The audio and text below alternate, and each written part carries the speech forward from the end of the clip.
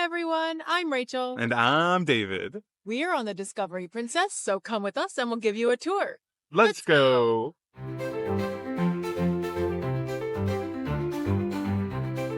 The Discovery Princess first sailed in March 2022 and is the last of Princess's Royal class ships. It has a capacity of 3,660 passengers based on double occupancy and 1,350 crew. We spent 14 days aboard the Discovery Princess along the California coast and Mexican Riviera from Long Beach. It's a larger ship for Princess with 19 decks, but let's start our tour at the bottom. The Gala Deck 4 houses the medical center and the water shuttle embarkation area, both midship. There are no other passenger areas on that deck. Deck 5, the Plaza deck, is home to the Lotus Spa, including its pool enclave, treatment rooms, and a beauty salon. Both the guest services and shore excursions desks are tucked away into an alcove next to the spa, which means they are much less busy than their counterparts on other ships located in the Piazza. The Catch by Rudi is right across from guest services and is an added-cost restaurant that exclusively serves seafood, and it leads right into the ground floor of the Discovery's Piazza. The Piazza is where they host some game shows, silent discos, and dancing every night. It spans 3 floors and is the central hub for the ship, which means it can get a little crowded and loud during event times. Surrounding the Piazza on the Plaza deck are several places to get food and drink.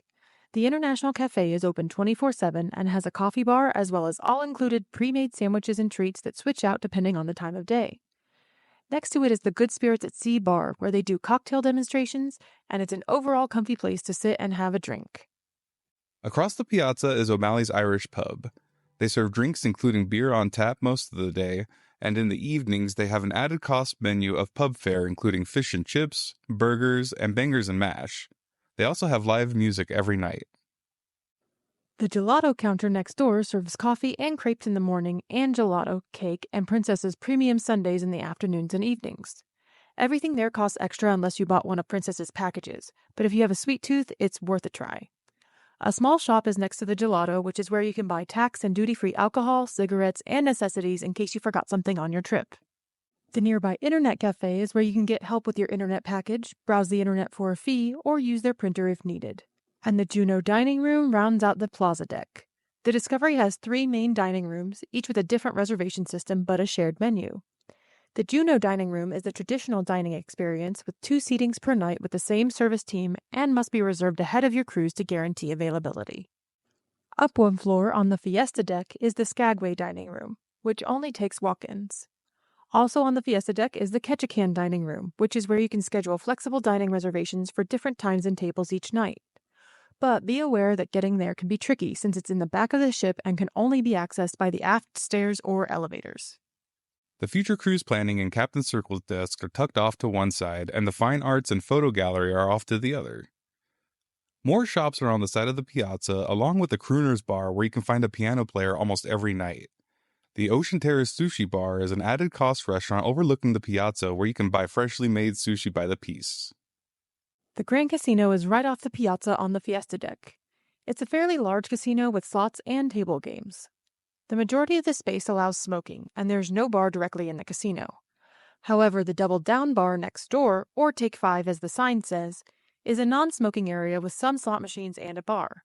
It's a lot quieter than the main casino, but if you need to talk to the casino staff, you'll likely need to go to the Grand Casino's desk for that. Churchill's Arcade used to be the cigar lounge, but now holds a handful of claw machines and video games that you can pay for with your medallion. The Princess Theater rounds out the front of the Fiesta deck, though I'd recommend entering and sitting on the promenade deck above for better views. A large variety of shops are outside the upper level of the theater, selling anything from perfumes and high-end watches to Princess-branded merchandise and gold jewelry. Bellini's Bar serves up drinks to the surrounding area and both Gigi's Pizzeria by Alfredo and Sabatini's Trattoria. Gigi's Pizzeria by Alfredo is a casual added-cost restaurant where a cover charge gets you an appetizer, pizza, and a dessert made fresh.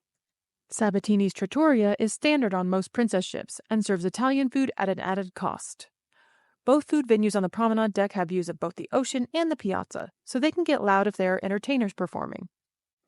Oceanfront, where you can buy medallion accessories or get help with Wi-Fi or the Princess app, is on the way to Princess Live and the Princess Live Cafe. Cafe serves coffee and all other kinds of drinks and is a great spot to get a beverage before attending a trivia, game show, art auction, or seminar in Princess Live. This Princess Live is a bit smaller than ones we've seen on other princess ships, with more tables up at the front than in the tiered seating, and is also where they hold the Elite and Platinum Lounge each night. Down the hall is a small lounge and bar in front of the Crown Grill, the added cost steakhouse on board. At the aft of the promenade deck is the Vista Lounge, which is a large venue where they hold comedy shows, bingo, and karaoke.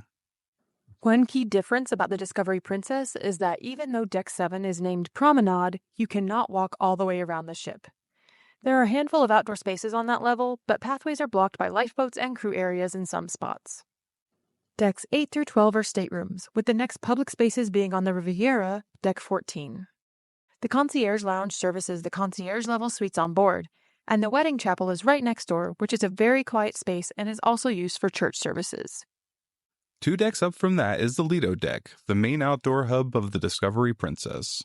Both Slice Pizza and the Salty Dog Grills serve food on the open decks on either side of the mix bar, right next to Sky Pools.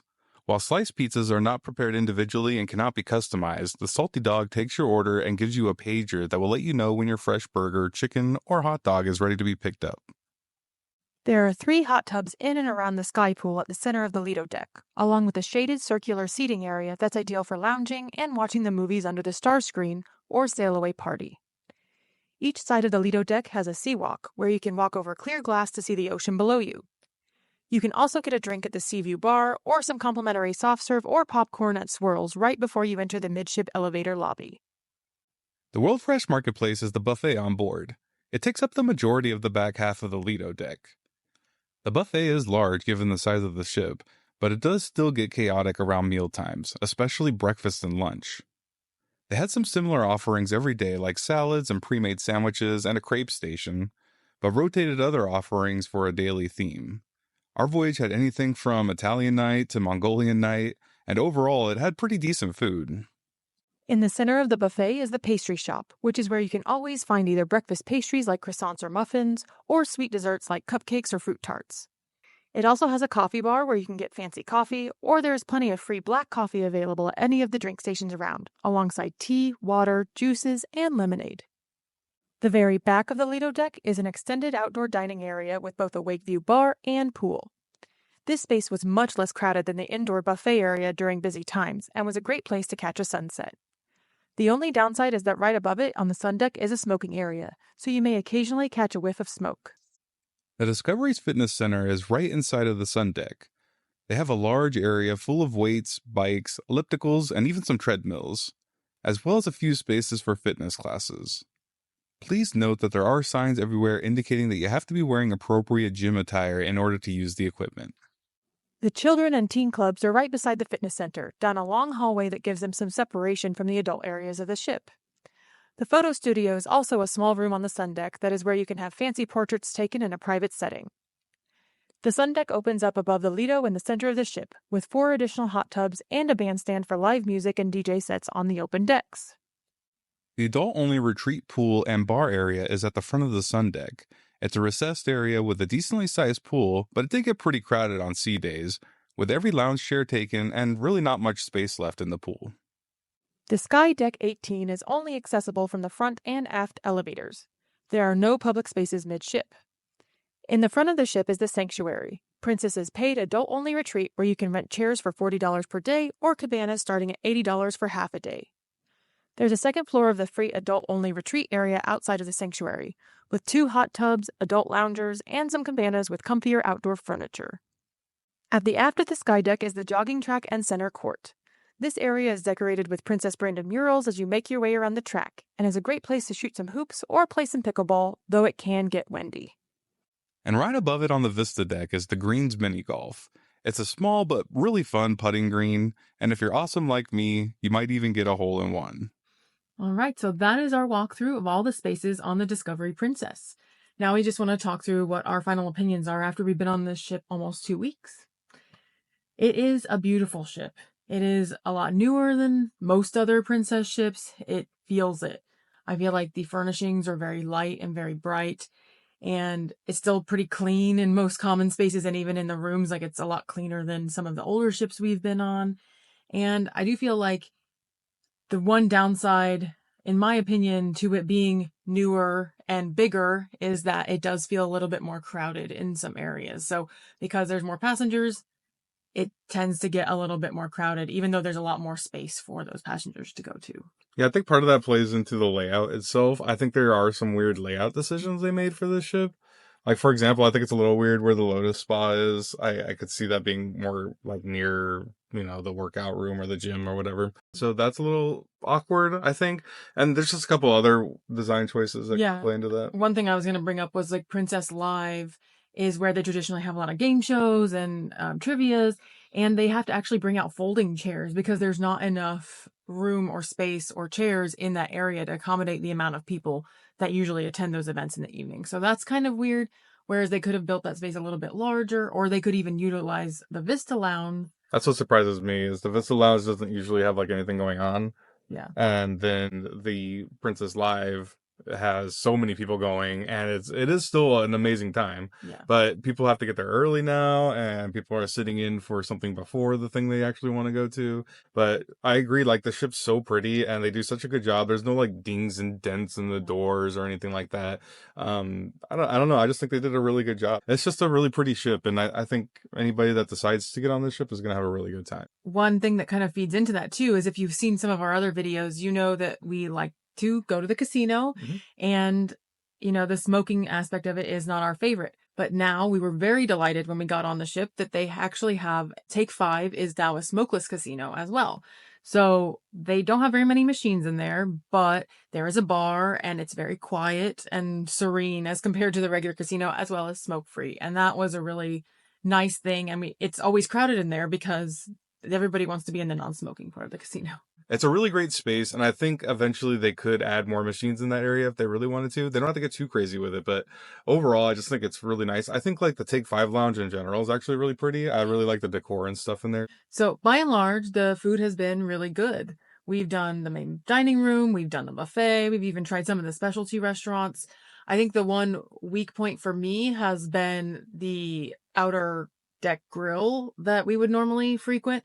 On this ship, it's called the Salty Dog, and they do have chicken tender, which is like the first time I've ever seen that on a cruise ship for Princess, but they have burgers, that's normal, and their burgers were honestly some of the worst burgers I've had on a cruise ship. Yeah, that was surprising to me because, they're making them fresh. You can see it happening, but they're just like kind of bland. I don't know. There was just something a little off about them. Yeah. And the pizza as a whole was every time I checked it out, it didn't really look like it was too well done. It was very well they took it out early because somebody really wanted a piece of pizza, and then the rest of it was just kind of sitting there, not all the way baked. Yeah, for me, I thought both of those were surprisingly weak when they're usually like pretty strong staples for Princess. So something to kind of keep in mind, and they can always make adjustments. Because normally, if we don't want to go to the main dining room, we would go to one of those venues and not go to the buffet because buffets are not traditionally the strongest food point on any cruise. But this cruise has been nice because they actually do have some things they have out every meal. So like every dinner will have certain food and every lunch will have certain food. So you'll find something that you like, no matter if you have to go to the buffet or if you do want to try the grill. I think there's something for everybody on this ship. Yeah, and I think the International Cafe actually had some pretty good looking stuff too. So, we had the pizza puffs, but we didn't try like the sandwiches and stuff from there. But they all looked really fresh, and you could tell they were making them right there, which is like really awesome. So I think people are gonna do really well with the food. So. And generally, the service has been pretty good. Princess's app has always had its problems. You can order food and beverage directly to your room or your location via your medallion in the app, and it's not always accurate as to when your food's on its way or getting delivered. A lot of times our orders say they were just placed and then all of a sudden you get a knock on the door and there's your food, which is fine. So they just have some glitches to work out there, but it's been pretty fast. Than when ordering in the casino. Since there's a bar so close, it's way faster to just go get your drink at the bar in the casino than to order one from your app. But like to the room, we've had really fast service. The employees are usually very friendly, very chatty. It's been a really nice, refreshing, crew experience. We were watching it, man. Like the number of mobile orders coming in is crazy. It is. I think that the mobile order system is almost really good. They're kind of getting it together. And I think eventually they'll have their systems down, and I think eventually it's going to be really good for everybody involved, but there's a lot of kinks that Princess is still trying to work out, even though it's been however long they've been starting that process. So I still think it's a good thing. So yeah, and the entertainment has been pretty good on the ship as well. We've seen a couple of production shows, a guest entertainer, and just some of the trivia and that sort of thing. I will say though, if you're going to the Princess Theater, I don't recommend sitting on floor 6, which is the bottom floor. They have floor 6 and 7. On floor 6, none of the seats are tiered at all, so they're just all on the same level. So if you're sitting behind somebody, you may not be able to see. yeah. They are a little bit lower, so you can look up and look at the stage, but you still might be partially blocked by the person in front of you. That being said, any of the seats in the middle section on the upper tiers are phenomenal, and they do a really good job of spacing you out so you're not going to get blocked by the person in front of you. One of my biggest tricks for the theater in particular is if you're not really sure where to sit or what is going to be considered a good seat, kind of look at the blue backs, the Princess Premier seating, because they're trying to stick those people in the best seat that they think is possible. So try to get the seat like right next to them or right behind them. And 5 minutes before showtime, Princess opens those up for general admission. So if you really are kind of on the fence, just kind of move up a couple of rows into one of those seats. I do think this ship is actually really good for families. Like, this is one of the Princess ships where teenagers are actually going to have a lot of fun on them. Historically, Princess is more for the older crowd and the old at heart like us. And I do think that there's a lot to do for teenagers. Like, I would have really loved this cruise as a teenager. So I don't normally recommend taking children on Princess cruises, maybe Royal Caribbean or Carnival even. But for this particular ship, I think they're actually gonna have a really good time. So I do think it's a really good cruise for a family, especially since it's so accessible. A lot of times they're going out of LA or San Francisco, and they're going along the West Coast a lot. So it's probably pretty easy for a lot of families to get to. yeah, just package it with a Disney trip and hop on a cruise. That's not something we do at all. No, we don't do that. So but yeah, so overall, the ship has been really great. It's been a good home for 14 days. We didn't even get off the ship this week, and I don't even feel like, weird about it. I don't feel like we wasted time or that we didn't get a good value out of our cruise. It was still a really pleasant experience, and I think that's partly the decor and the ship, as well as the staff and the food. So it's been a really good experience. yeah, just everything put together. It just makes for a really great trip. Yeah, so have you been on the Discovery Princess? Do you have any thoughts or questions that we didn't answer in this video? Let us know in the comments. And if you enjoyed this video and want to see more travel content from us, please like the video and subscribe to our channel on YouTube. But for now, I'm Rachel. And I'm David. And we hope this video helps you find the right direction for your next adventure. Bye.